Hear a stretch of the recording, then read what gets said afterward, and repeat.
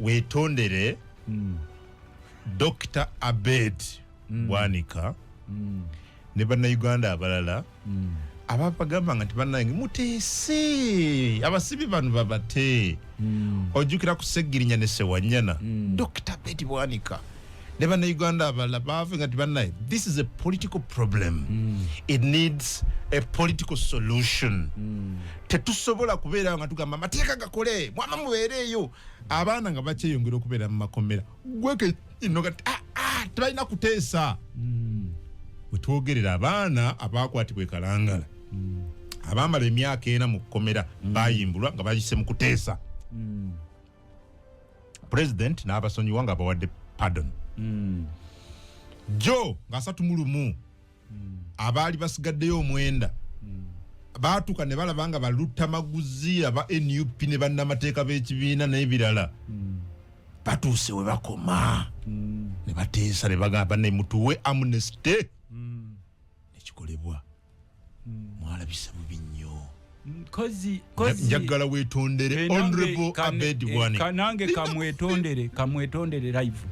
nkozi abo be baasiba baali bazza musango ki emisango egibavunaaniddwa gibadde ebiri okusooka gwa treachery bunanfuusi ogwokubiri kusangibwa na mundu gwe tossa nawe ne bakugamba nti ababasanze ne mundu kati bakkiriza anti kati nkugambye nawe ne bakugamba okkiriza gwe nti oyine mundu gwe lutamaguzi nze kunguve nga nti ogirina anti kakati munaye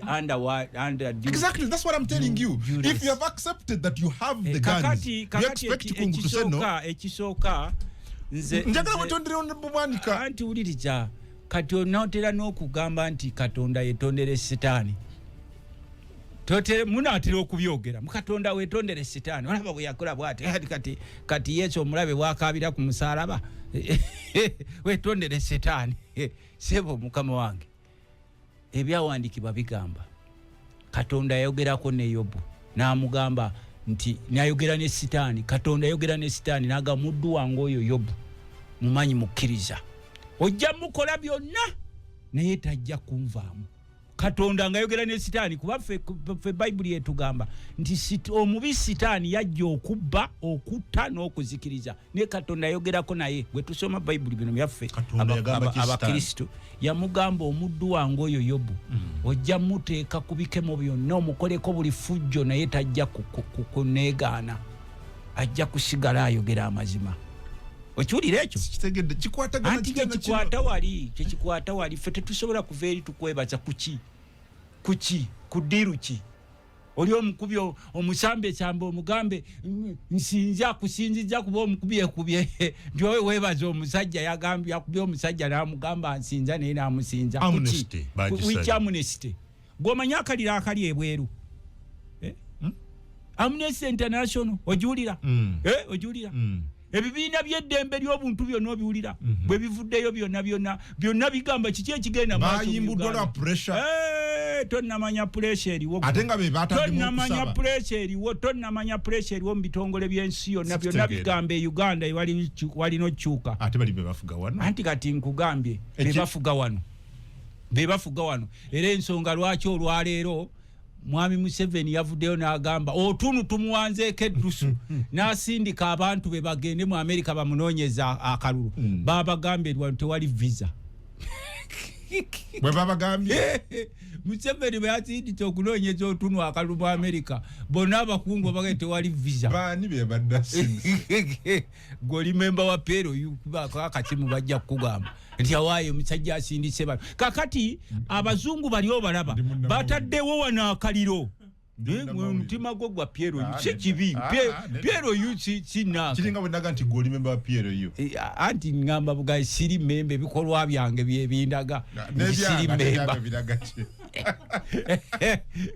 kakati akalira akaliwo zi World Bank zi IMF ne mu Senate bateesa ku Uganda tikyekiri eyo America bateesa ku Uganda kyekye wateekwa okubaawo ekikolebwa akaliro tekali wanooka ne wa Pilato nayo gye kali oli eyayingira Kongo n'ekifuba gomanyi Pilato. Kakati bwe bajja ne bakugamba bano bakisanyo nakulira security navayo nakugamba kubanga president yabakulira security nagamba I'm going to deal with these rogue officers. Yeah, I'm officers. No, bano mwenda, let me tell you sir. Basabye. Nga babatadde vivi mu bulago. Babatadde vivi mu bulago. Ne bagamba katukole kyoyagala tute. But bamanyi implications zokusaba amnesty. Gwe bali bakutaddeko vivi mu bulago. Bali bakutaddeko vivi mu bulago. Bali bakutaddeko vivi mu bulago. Nti yatula kye twagala. Kati babataddeko vivi ne babata. Naye kati nabo babuuza nti ekiki ekyabadde nti wainaffe twalabiddeawo omuntu n'omaze omwana waamu n'emyaka 6 ku limandi nga tomutanga n'abalamuzi bonna ne muba compromising nga tekyali mulamuzi buli mulamuzi ajja ayogera ludikya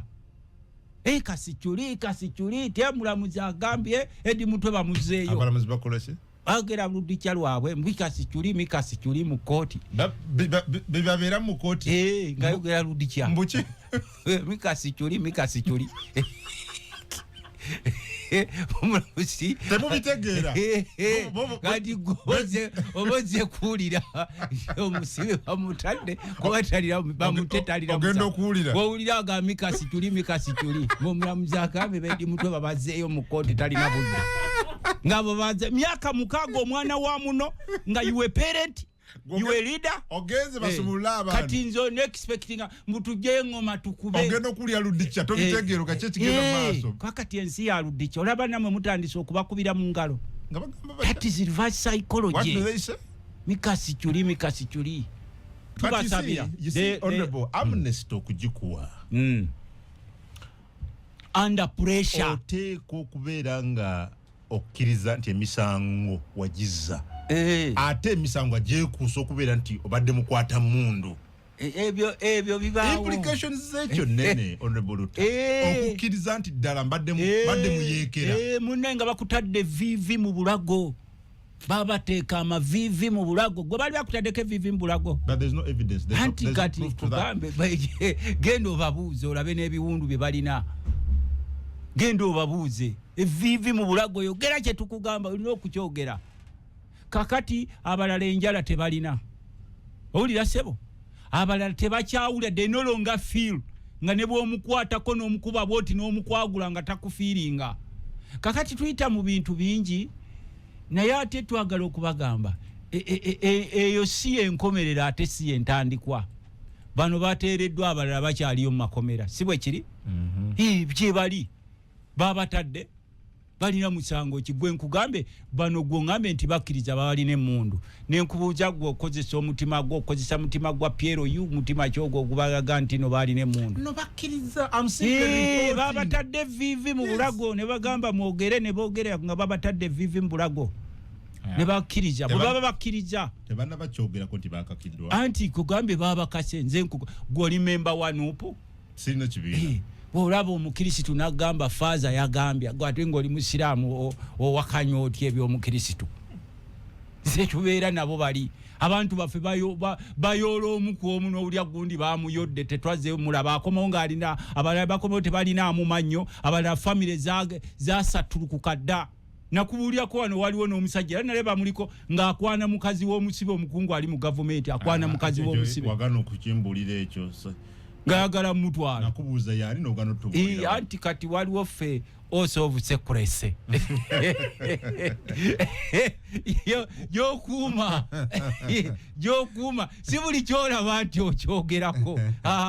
gwokimanyi waliwo omusajja asobola otambuleyo n'asanga omusezi naye n'atayogera waka ng'atuuse awali amataala n'akyekuumira mu mutima gwe n'amanya nti ku kyalo kuno kuliko abasezi kati ffe kye twagala okusaba we are not sounding war drums. Neither are we sounding drums bagita kasajja fuba. Ne tubagamba dikora mwekole. Ebitongole by'okwerinda bikole omulimu gwabo. Nze mu parliament nali ddoboozi lya mwendoza mukimanyi. Kati mulabayo yadde kalege ya kogera kuwa security mu parliament. Tebiriyo mu yadde kalege ani aboogera ka. Ataba bakabali. Anti kati je bali naye bali kubirala. Tina bakabitana biri. Bali kubirala. nefe twagamba nga bisijja basuze bulungi bali bulungi wali akasirikiro mu parliament wali akasirikiro abasirikale bobaba bakulonze ngoli serving security officer we salute you ne tubawe ebitibwa namwe mukole emirimu jamwe ababakozesa bajja kudduka wano tewali munabi abufuza ali sekiwa nti agenda kubeera wano paka nabo be mulaba bakumi bazikajegereze mundu nabo bamanyiti ebiro bijja tuka afutuke ngato nadduka gwe nze omanyi munange nange Katonda ankuuma atengo nawe oli munabi abufuzi nze ndi mulimi ndi mulimi ankubuuza onangira muwogo wange gwe ndimo wabitoke oduka digwe nanti kati kyenkugambye gwe bolaba bannansi nga batandise okugenda mu ekizairo obeera sekiwa gwe ayu sekiwa ng'oli mu byakwerinda oba oli mu kitaawo nga omusirikale oba kitaawo alina ekifo kyonna ng'olaba bannansi batandise okudduka mu ekizairo prominent citizens of Uganda ng'olaba abagwira bajja wano beegiriisa ne bafuna n'ebifo Angelina Zedriga semujunganda anti kakati kyenkugambye amini bwe baali baagala osuula gavumenti ye oba Obote kino kankikubuulireko omanyi Obote yalina ekisa kingi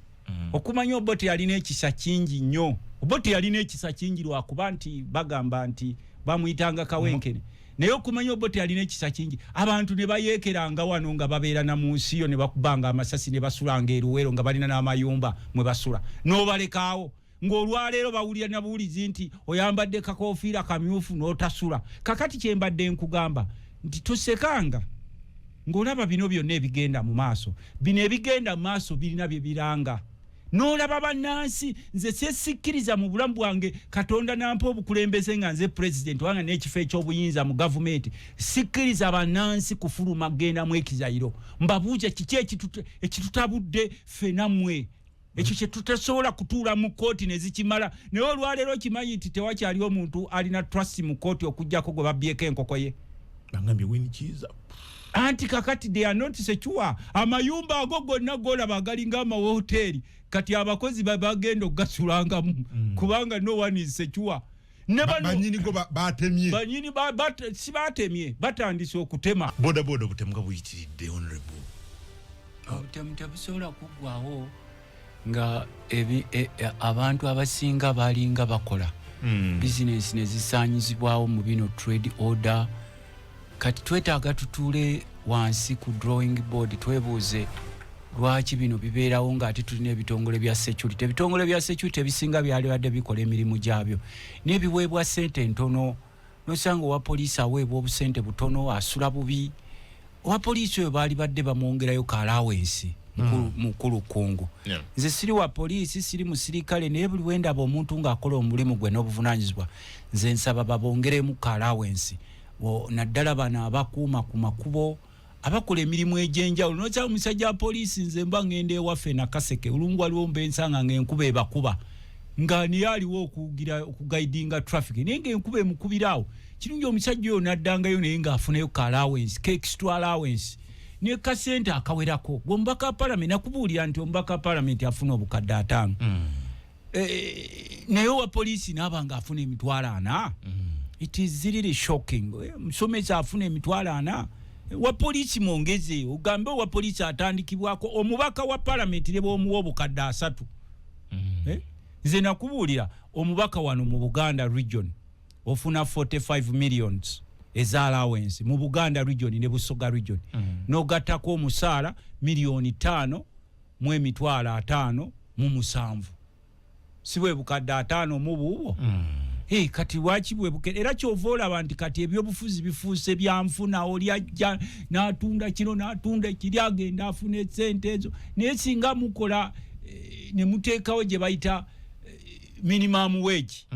ne cutting cross ne mugiteeka mu nkola ne mukolawo ne salary review commission gye mwali musaba noga wa poliisi afuna atya ssente zino musirikale kyensonga ebiseera ebimu babeera bakambwe n'osindika owa poliisi yatendekebwa okukuuma abantu n'ebyabwe naye ng'asamba ayuza ayogera bino abamu n'omusanga awo ng'ayayu yagala nakugwa eri kigwo ate ne mwetandika okwogera abapoliisi bali enguzi feed them well house them well tulina ebitongole wano ebisobola okuzimbira abasirikale b'amagye n'abapoliisi ebizimbe ettaka lyaffe lyonna abakulu mugenze mulyegabanya mwe mutematemako poloti endala bwe muzitunda ettaka lya gavumenti mwali badde muzimbirako abasirikale nga basula bulungi ne bwoteekawo bukalina nga omusirikale na rooms 2 oba 3 ne mumuwa amazzi mugajja wano mu nnyanja zaffe ga bwerere okuteekamu bino bichemicals ekyenjawulo ennyo amasannyalaze tulina wano ddamu zimpitirivu naye gye tukoma okuba n'eddamu empitirivu ate gye kakoma okuba nga tegakola ki tetugafuna mu mbeera nungi so twali badde tukendeeza crime rate n'ebeera ng'eri wansi naye tekyasoboka obuyaye bweyongedde nnyo abantu baakolanga mu kibuga yonna mubagobyeyo abaagezangako okukola mubataddeko emisolo muyitirivu nnyo kungu tonategeera abantu every day bava mu business because of taxes nalabye omukyala wa gundi oyo yajjako mu kakiiko kaffe owa URSB Uganda Registration Service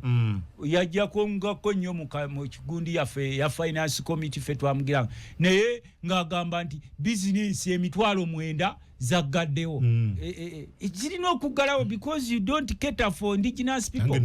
zaggadde abagwira bwe bajjano ne mubatiitibya bannansi ne mubatunduza n'omusambasamba kapikike n'okakwata bupiki babujjayo ku looni ate mwe mu kutunda bupikipiki kuba kati n'abaleeta ebintu ebabalemu omwana akajjeeyo abaana atera okukamalayo ate n'omukwata ate n'amusika ne tubeeraawo nga tuli mu state of kagalo nga buli omu tamanyi kiddako so nze naali badde ensula obumenyi bw'amateeka buno kendeera tusooke tuddeyo tukubirize abavubuka okulima fe wano okulima bakulabanga ekibonerezo abaddala ababeera mu rural based areas nze omusajja omu yajja ewange akalulu ko twakabbye genda olime sebo omusajja omu kubabba akalulu kange ewange yajja akalulu ko twakabbye genda olime ne mga sebo nze okulima okwange tosobola kwenkana na kwota nze bukeera ku makya nenkwata benzi yange nenjivuga nengenda mu nte zange nenkwata benzi yange nenjitwala eri ku lusuku nenjisimbaawo nemuga kakati nawe kwata ebenzi yogende mu bubbibo anti nedda nga mubuulya kuba mwe mulowooza nti omuntu bw'olima kibonerezo ne season ye mwanyi bwe batennatuuka eno pre-season nsobola okukungulayo wakiri miliyoni 6 pre-season nga tennatuuka mu mwanyi ezengera yengeramu olugiro linajja sebo lutabaguzi olinayo ku ovacado n'omugamba ovacado wa onayo ku miyembe n'oteekayo kusooka ati abantu balowooza nti bwe mudda mu byokulima mbw'oba ensi yakoma tewali muntu kati alina mirembe nga muntu alina ku nnimiro n'oteekawo kino so n'abavubuka mu bagambe nga temuneenyigira nnyo mu bibuga kuba mu bibuga tebakyabeetaagayo mu bibuga kati baagala na kuteekawo license nti gwe tukuwadde license ekukkiriza okujja mu kibuga mubakubirizeeko mu byalo eyo babe nga bakola ate ne bateekawo mu bizinesi bwabwe butono muleke kubakyokooza gwe n'ova eno n'okkirira n'ogenda eyo kimanyi kyenjojo mboli ku trade order nokoona akantu k'omuntu w'ekyenjojo atandika ate mwe mubawa sente mu PDM nembaga tubawadde mwekulaakulanye nze bino bye nagamba luli eri General Museveni nga atandika PDM in fact yali atweweredde nzere muwanga kivumbi ndozo jukire emabega kawo nagamba ajja kutusibanga tungeno PDM gogenda okukozesa tasobola kukola practically abantu mubaavuwazizza tusobola keera ku makya n'ogamba nsi Uganda ebeerawo ku bya bulimi nenga abalimi temubayamba kati twaggulawo markets wano bannakenya baleeta wano ennyaanya zaabwe ennyaanya z'e Kenya gye zisooka okutundibwa ng'ezaffe tezinnatundibwa era yayise ku bakita batya mutimbagano ku Zoom mutimbagano teyabaddewo wali live yes bikirizibwa bino parliament etteeka likukkiriza nti osobola okupeerako MP wa Lakizale omanyi ku mutimbagano nga kwoteeseza gwe nga tojja wali ku kizimbe ng'obeera eri n'obeera eri n'oyogerako ne babala the eyes MP waki wa Lakizale gwe nga tewabeerako MP wa Lakizale anti kati kisinziira ab'okiikirira kubanga abeewaffe bameka abalina omutimbagano ogwo abasobola okukulabirako naye ebizibu byalina gwe tobiraba byabadde nabe mukazi wattu ebizibu bibeerawo ate biggwawo kubanga y'omu ku ba regime honkos era Raila n'agamba ye nga akyaliwo teri kyatajja kuyisiza Museveni naye Museveni nga akyaliwo naye talina kyatajja mmukolako ajja mwekolerako nze abo sibagira oyo tolumirirwa mulumirirwako ki ne watulanga naye mu parliament natulanga naye wali mukwano gwe ngayimanga nakaseke notesa ate nga ntesa nze yampanga okwogera naye ngo kyenkano yagala muvunamira buvunamize nti munaye umpa ku muzindalo kakadi ate oyo ababakabira abo mwe tusaasira abo balakinga ki they are billions of money. They live in mansions in Kampala and in the villages. Their accounts are full of money. Gwe muntu sebo bwayo ya kumotoka eringa baleta ku loziro wisiyenga avuga muko. Rolls Royce. Loziro wisinga bavuga muko. Enyonyi alinya first class. Ebizimbe bali ne Bulaya. Abana bwabwe kiki balakinga. Abana babo bakola. Buli mwakola. Anti bakola bali they are swimming in cash. Ate kyewunyisa abali obubibe babakabire nnyo bambi neze musasirako nnyo. Yesu yagamba abe Yerusalemu musoke mwekabire n'abaana bammwe bwe munaategeera ekijja eri mmwe mujja kuzuukuka nga musoke mwekabire kati gwe naawe okeera ku makya n'okabambo Anita Amongo bambi yankwasisa ekisabadde ku Zoom bwati nga talina kyayogera nga just ali mu kulaba bulabi ekisa kya buntu naye ebyo bye yazimba sebo ebyo byonna ebiriwo mu parliament yabizimba tusanyuka abadde oyagala nkaabe nze nkaaba kuba mugumya benda baba kuba emitwe bonna nga Bobi Wine afaanana bw'atyo nkaabira kuba Besigye abaziikira mu makooti nkaabira kuba Bobi Wine basemuju abali ebweru w'eggwanga naye nga n'ab'amakaaga kati nze bwonkeeza ku makya nti owaaye genda okaabe oyo ali mulakizale wali eri kamera weeziri ebiwujjo bimuwujja Edi Muntu amanyi gye bali Edi Muntu amanyi gyali mukomera ono ali luddawa ali wakaawe osanga n'ow'amasajja ali ku bigere bye kati anyeganyega gwenga gw'okaabirako naye bakuteekeko ewakaawe anti nkugambye nange bampe ku biliyoni ze zaalina nange nja kukkiriza okuba ewaka bampe ku biliyoni ze nja kukkiriza nange sebo nange bampe ku biliyoni ze nja kusaba tule mu kamera eno naye ekiriwo nti they learn nothing and they forget nothing. Omukyalo we yajja mu parliament fe twali badde tetumugirako nnyo tetumukaabirako nnyo kubanga yakola omulimu gwe regime yagikola naye nga mmwe abantu abali eno fe tugamba kyosiga kyosiga kyokungula obadde kingoyogera budikya oyogera na basement nga oli head of state naye ng'ebyo tonabakubiraba nawe tuba tukusaba oyongeremu ku intelligence. I think ababirabibwa kugamba nti I am going to deal with them. Nze ng'omuntu eyasomako eyo njiyita pretense kubanga bw'obanga abantu babawamba enkya n'eggulu bi drones ne biwamba waliwo abavubuka be baatadde nga babajjamu amanyo nalabyeko n'omulala babadde bamuyita Kabaaya bane bamujjamu amanyo ne bamusona n'abalala bakyaliyo nalabye ku Saamu Mugumya oyo nno yaliko roommate wange mu Michohole Makerere. Oyo nalabye akatambulo bakavuddewa ng'olaba ali bubi tasobola kuyimirira yekka ku magulu ge bwaki kakati waliwo abaga nti yalabisenga amaze n'ebbanga nga talya na kulya kakati ebyo tubasaba tetubyogera mutima mubi kubanga ebbanga litwabagambanga nti bwe muyisaamu abantu nasi bwegenda okubayisa kubanga abasinga ku bakulu wano tulaba bazimbye amayumba galinga amawoteeri abaana baabwe beeyagala mu bibuga emirimu gyammwe sente zonna mu ggwanga zammwe n'ettaka erisinga kati lyammwe mulyegabidde nze nsuubira nga kuba nze nva Luweero siringa bano abava ewalala nasala Lwera simanyi ne bano bakungu ene wamwe simanyi ekyagwe kyemusala oba musala nakawa nakugamba nti naye tuli bakunja naye ekituluma okuba nti mwali badde kyakulabirako nnyo ebintu bino bigenda bikira mpola peace egenda deteriorating mpola kuba kati abantu bati abasirikale abantu ne bajjanga ne bawamba bannansi ne babatulugunya ne babatta ne bayisa statements faba mutuyinza okuba nga mutulaba bubi neze nsuubira nti ennyumba zammwe muzizimbye ku musingi gwa musenyu oba oyagala okubeera mu ggwanga lino permanent ng'olina mutabani oba muwalawo ne bazzukulu babeerewo wano mwali badde mukolerera emirembe lino effujjo lye mukola ku bannansi n'olaba abazadde bonna bakaaba ono omwana wange baamuwamba ono baamukuba ono baamubuzaawo ono famire ze zaabulawo ono ebibe babitutte ono bizinesi bazimugobyemu bano babamma emirimu benettaka balitutte simanyi wano beekwasa lutobazi ate njagala kuwoninga omusajja ono akulira ebyentobazi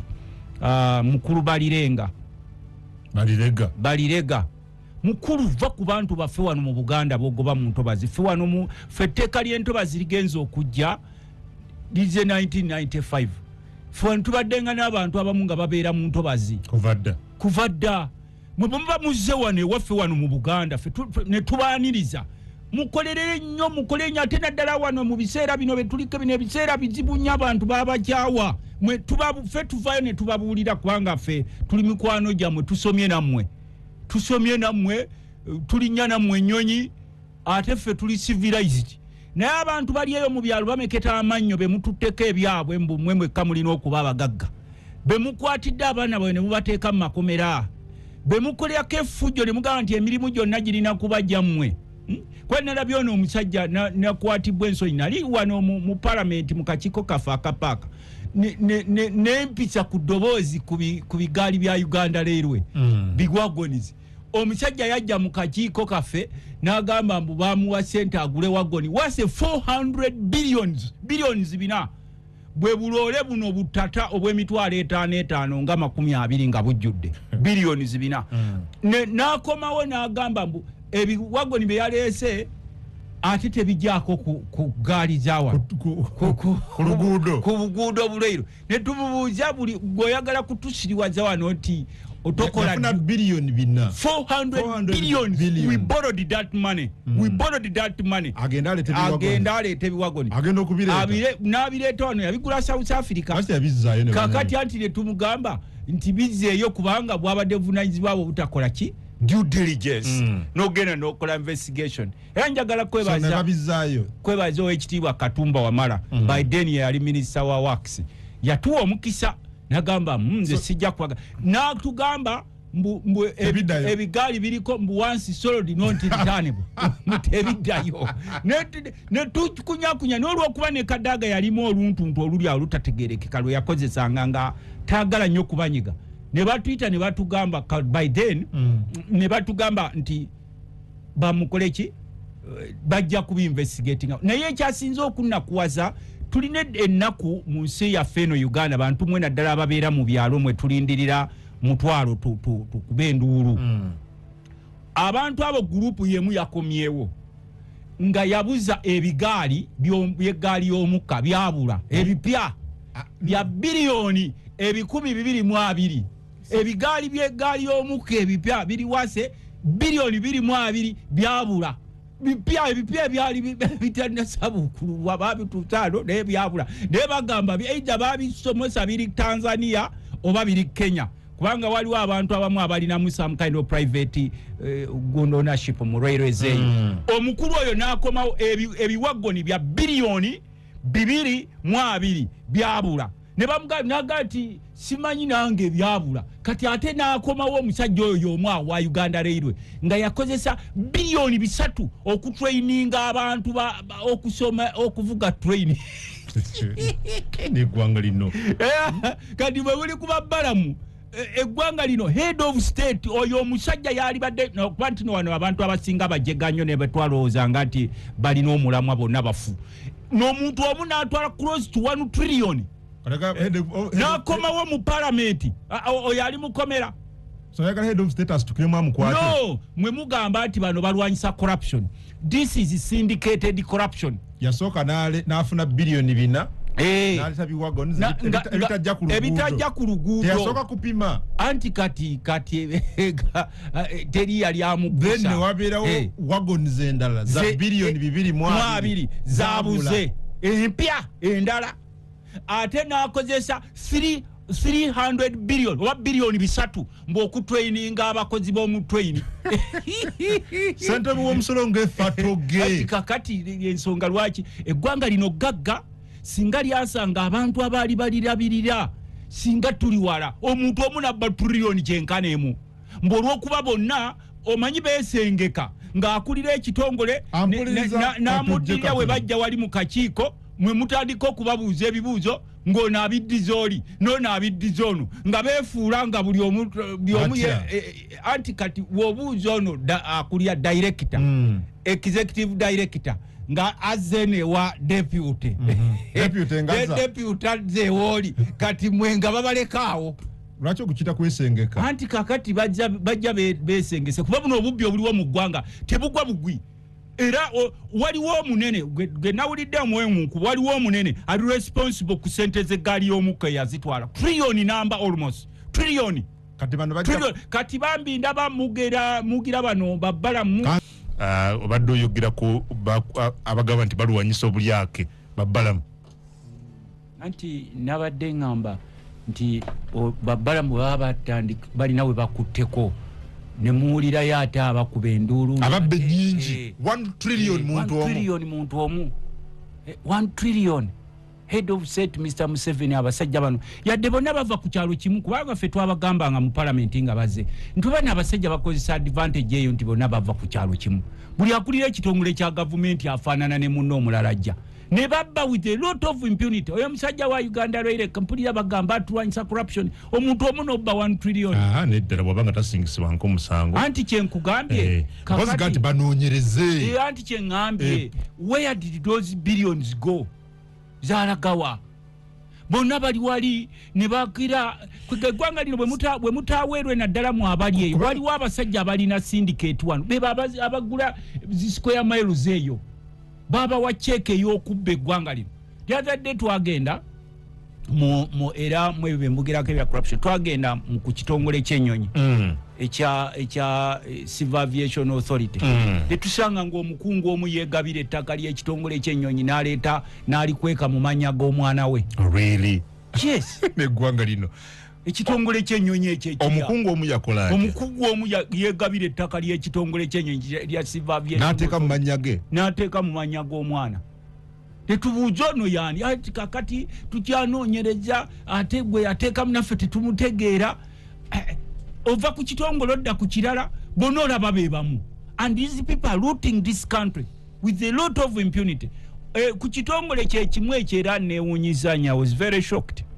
twabagamba nti kuzzaawo ekitongole ky'ennyonyi si kyangu it's not easy okukimirizaawo era ensonga lwaki twabawa obudde obumala nga nze ndi mu parliament tubagaa nti temupapa Uganda ne bweba n'ennyonyi emu as long as it can manage it nalabye omukulu gwe baleeta wano babayita bata demukugu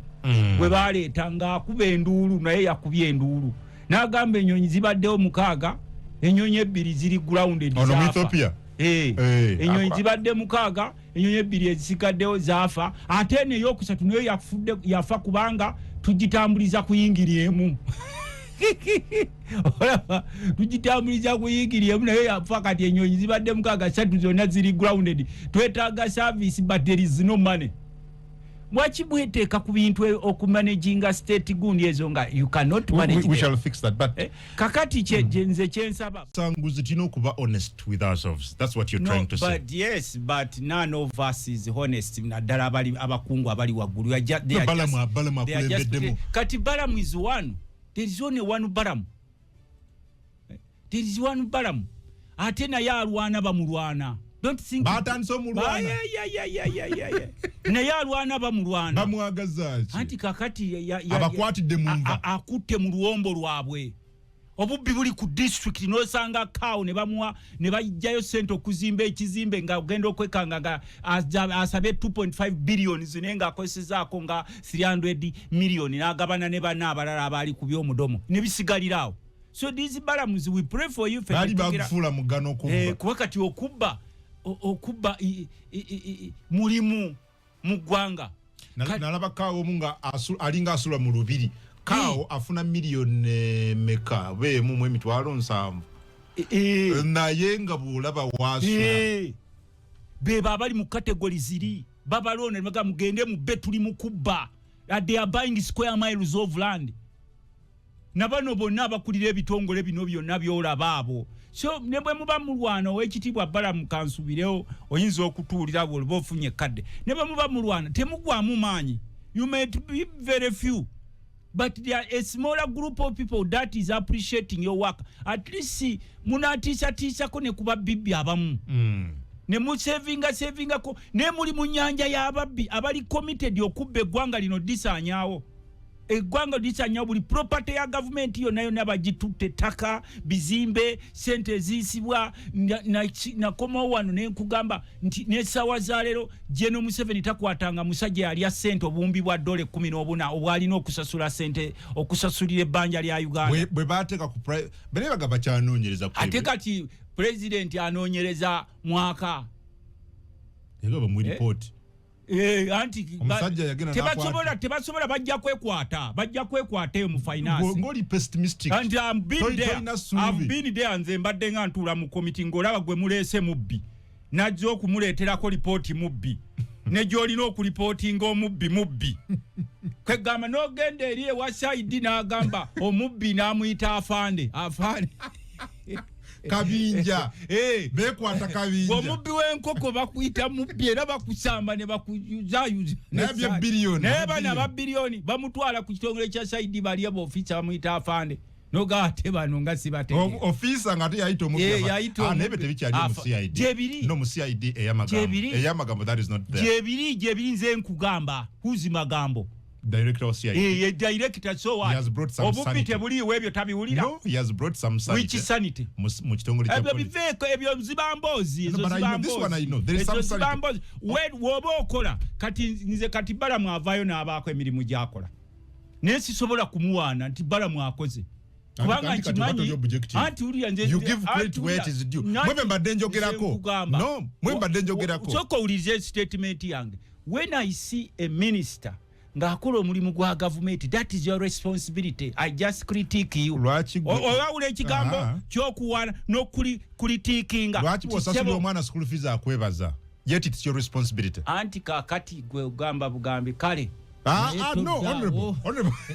lwaki bw'osasulira omwana school fees toddawo ku kyalo yowayi kungu yasasulidde omwana we fees ani ali musasulidde anti kye ngamba encouraging abaana baffe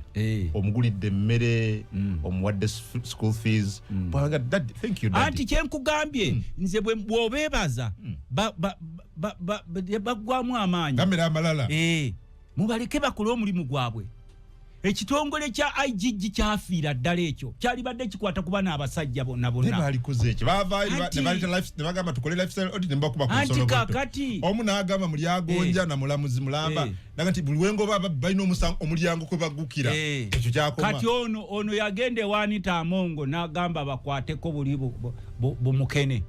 ono aliwo ne bamugaa kale oba oli bw'amaanyi kwata ku saaka tukutende gisibeemu omuguwa yetololerawo ku premises naddayo they are there and evidences are there nze nkugambye nti ne General Museveni yawandiika ebbaluwa nga mukambwe ennyo n'agamba tukwate tutya $14 million ne muziteeka ku akaunti y'omuntu kwolwo olunaku lwe yaggulwawo ate sente bwe zagendako bwe zimala okugendako bagigulawo kwolwo olunaku sente we ziva mu Ministry ya Finance kwolwo we baggulawo akawunti bwe zaatuukako sente we zaavawo ne bagiggalawo kwolwo era ne bagiggalawo and the culprits are known in the Ministry of Finance. They are there and he knows them. Does he know them? Yes, he knows them. Head of state omuyita wa bulijjo uli omulitanga gwe aina CID iso miso siso fiso abakebereri mu Ministry of Finance bayita ba fiso finance intelligence security officer abo bonna abalina what are they doing? Kwegani netubeerawo ng'abantu babakenulamu omusolo n'ogula emmotoka miliyoni 4 ne bakuggyako omusolo gwa miliyoni 6 n'okiteekayo wali eri nga musasulira abantu ba lubatu bokugaggawala nga basula mu mayumba galinga mawooteri bazimba za apartment ne mu bitoogo yonna bazimbyeyo naye ate abo balirenga tabakwatako alumba bano abaffe be yasangawo wano mbu wakuba baavu balirega ze nalaba linga baga nti waliwo wano mu Lubigi we bagoba abantu mulimu petrol station egumbye yo terya yajinyeganako. In fact tuliwe baja mu parliament bakiza nti kitufu eri mu luki eri mu lutobazi. Kale basobola okubanga bo bajja waliwo ebitongole ebijja nebakuteekawo bagiyita environment impact assessment. No, tosobola kuba mwavu munaku abaddewo emyaka n'emyaka. Bano babagoba with a lot of politics. Baffe twabagamba nti mwe n'abagoba abantu baffe wano mugenzi okujja wano okubeera wano ng'abantu baffe ffe tukkiriza nti waliwo abasula ku nsozi, waliwo abasula ku nanka ne mu ntobazi. Etteeka mulireese 1995 nga mutandise okujja kuba bana bolaba abasinga okukola effujjo bajja n'olutalo lw'eruweero. Ne bafuna obuyinza ne basanga abantu bano nga bebasembu bo babalwanirira mbu bali eri bafuluta benyumiriza mu tulo twe bagenzo zukukanga ne babeera babagobawo. Tetuganye bwoba ogoba abantu mu lutobazi etteeka lireme kubeera selective. Mugende mu bakwateko nga bwolaba kumanda bagamba nti abantu tebalina kwokya manda. Netukkiriza naye sebo amanda era bagayisaawo. Akaba nene gayitawo walinze waliwo entero okuyita ku luguudo lwaffe ng'emmotoka ezimu ziwerekerwako basirikale naye nga bali mu mmotoka za bulijjo ne ziwerekera emmotoka kuba amanda ga bbeeyi nnyo Saudi Arabia ne China bagakolamu gye bayita Chaco tablets. Naddala gava mu Northern Uganda waliwo royal species z'emiti ezitalabika mu nsi yonna. Kyova olaba nti ga bbeeyi nnyo. Ensawo y'amanda eyo gy'olaba eri ku millions 2 e Saudi Arabia. Eza Uganda 2 million shillings e Saudi Arabia ne China eza Uganda ezo zolaba. Ate mu Northern Uganda ensawo yayo ya 3.5 million shillings. Waliyo emiti gava mu Northern Uganda waliyo emiti tegirabikalabika kati amanda ago bagakozesaamu eddagala ng'ogyeko tako tablets zino zetudolyango suspecting okuli obutwa naye ate mu manda ago waliwo eddagala lye bakolamu eryenjawulo lye bagatta mu lino ery'amannyo nga lyanjawulo nnyo mu miti gye kati ensonga lwaki olaba nti naye era abakulu bayisaawo ebyabwe kakati tetwagala okusaba omukulu General Museveni nze tukyalindirira onookwata ddi abatwala ssente ezo kuba zino ssente ezimu zaali zirina okugenda mu IMF ngena okutwalako $8 million ndowooza n'endala zaali zigenda mu African Development Bank nga bazaawuddemu naye abakulu ne bazitematemaawo babakwata ddi kyobuuza naye Gigi nabo tanabawulira yabawulira kuba biri mu mawulire naye kati what is she doing alikola ki anti akole ki kati olaba mbadde ndaba wane ennaku zino omanyi babateeka mu diversions bagera nnyo ku luguudo luno Entebbe Express Mpigi Entebbe Express olwalibwako 1 trillion 1.4 trillion where IGG ali luddawa lwaki okiyita gundi kubanga ezo diversions ababbi bennyini tuli nabo be bateekawo obuntu buli womutuukako mu maka gaabwe n'okonkona ggulawo ng'ateekawo bukapa bukuukabuuka wali ateekawo embwa etambuza amagulu 2 oba kuba bannayuganda bangu nnyo okukyusa obwongo nga badda ku mboozi ndala gwe bya Mukama tomula minisita bya Mukama Mukambwe buli gyayita yonna Mukambwe naye gyayita agenda abawa yes naye era tumusabira kuba nalabye bayinginiya naye bamuguddeko olutalo ne bagamba mutajja kumala gabagoba tojja kumala gatugoba kundi kakati bano mukaaga batabuse era sebo balamu omulimu gwotandise abamu ne bwe batakujjukirize sifaayo which political party belong to naye abatone nnyo abali mu gavumenti eno ejjudde obubbi mulijjukirwa kubanga abamu basirise. They are very quiet. N'otunuulira ono wagundi bamuleese obwa National Medical Store nga ne bamutadde ku nninga bamuteekeko bamutadde ku nninga naye nga tugenda mu malwaliro tekyali ddagala naye ng'eno sente zifuluma sente eddagala liragawa and for you people ng'emwe bannayuganda mwakkiriza nti mwe mulina kuba baavu waliwo akabinja k'abantu wano mu Uganda akalina okuba akagagga ke kalina ovuga emmotoka ennungi be balina okusula mu mayumba amalungi emirimu emirungi gyonna mu ggwanga girina kuba gyabwe be balina okuba ne ssente ku akawunti mbw'ate mmwe balina kubawola and these people billions of money they are stealing from taxpayers money ze baleeteyo ne babawola ne batwala ebyammwe emisana ande era olaba abantu bonna abasinga eyo mu byalo yonna bagenze babatwalako ebintuntu byabwe naye abantu baali badde beebuuza nti bo bano ababbi be boogerangako obwogezi ne batabeerawo kigenda mu maaso head of state n'avaayo kubanga head of state ye chief accounting officer ekyo obadde okimanyi era fe bano aba finance okutwala sente ezo tekya kubanga head of state ye minister wa finance yaba minister wa finance kakati abo bonna we bali where did the money go kati ebe yetubasabira sebo mukulu Balamu ne timu z'abannamwe nga mutambula mugendeyo ku local government nenkimanyi nti ebiroje bijjo obubbi namwe obubbi you are going to fight them and they are going to fight you olutalo dwolo mulino okulwetegekera kubanga buli billion ali ogenda osonga ko ne baligamba ndaba interdiction buli jolaga ngato o samplinga ko busampolinzi but if you take longer time notunulira ku accountabilities zabwe ze bakola abasinga naddala mu local government ezo you will be shocked amasomero gonna sente zalina okukolebwa enguudo zonna ezalina okukolebwa n'abatwala butwazi n'osanga kawo ng'asula mu nnyumba eringa eya gavana wa Central Bank n'osanga PS nga bijodola awedde emirimu they are buying square miles of land they are sleeping in homes which are like hotels as a head of state wali badde ng'oyimirira bw'obanga tomanyi ku bubbi buno bugenda mu ggwanga n'obuuza look here mwe ebitongole byange ebikesi munyamba ki kwanga kati mugenda ne mutandika okuketta obwana bwa nupo obwambadde engato n'ogamba mbweno engato simaye muzita Timberland mu Timberland engato y'amaje babovuuka ne mu butwala n'olaba akavubuka akambadde enkofiira yake myufu mbwe enkofiira y'amaje n'okawamba gwe tosobola kudetectinga bano batwala billions of money amidst a sea of very many impoverished Ugandans nga buli omu kati n'abamu ne school fees abaana banaatera okumula naye tulina abasinga kati abazadde almost 70% bamalangayo fees and they are not sure n'abakeera ku makya ne bagakatulwane nnyo ne bateekawo bizinesi bwabwe ne mujjeera ne mubwonoona yonoona bwonna mbusibe muteekawo trade order kakati tulina okwesabira ennyo eggwanga lino we liri buli muntu akeere ku makya tetujja kutukeera ku makya gamba mbufe tutunuulira Balamu bokka what about you people mwe mukola ki cabinet y'abantu 82 n'olabanga abantu babiri be balwanagana ko ng'ate nabo basika bwe babasika kubanga nsuubira with the time Balamu naye ajja kutuuka akiddukemu agambe nti owaayi kiganye nga bano abalala basirise banne basirise bonna basirise bake oyinza n'okulowooza nti Balamu ye minisita yekka bonna basirise bake nti Balamu kati ye prime minister wa Uganda and I am not surprised don't be surprised even tomorrow Balamu might be the vice president. Really? Yes. No. Why? Why do you think so? The government is unpopular, but there are individuals who are popular in an unpopular government. Really? Yes. Balamu is more popular. The government is not popular, but there are some people who are popular in an unpopular government. Like Balamu? Yes.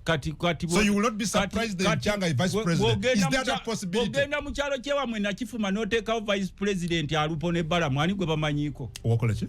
Ogenda mu kyalo nakifuma n'oteekawo alupo ne Balamu ani gwe bamanyi. No, alupo ye vice president. Anti nkugambe your vice president so what? An impactless vice president. Impactless vice president abeera wali kuziika ng'ono omusajja waffe sekandi we yakolanga n'asoma amabugo simanyi ne kucaka mucaka eyo you are supposed to be seen on the ground. You're supposed to be delegated by your boss. Siri weenaalemu era nze keyave waffe eruwenu nenga siribeera weenaalemu paka ebaligenda naye Balamu simumanyi bwakola ekituufu sikigira alupo tomumanyi no mumanyi naye what impact no nabanja tomumanyi kati nze nakadama tomumanyi atuuliriza kyegamba Moses Ali bali tomumanyi kati nze waffe kadaga tomumanyi antisoko ulekese mumanyi nenze kati bonteekerawo nabbanja ne Balamu nga nkuba mpiki ntolako mpikiki nga nkuba mpiki kuba naawe ogamba neerya neeno terya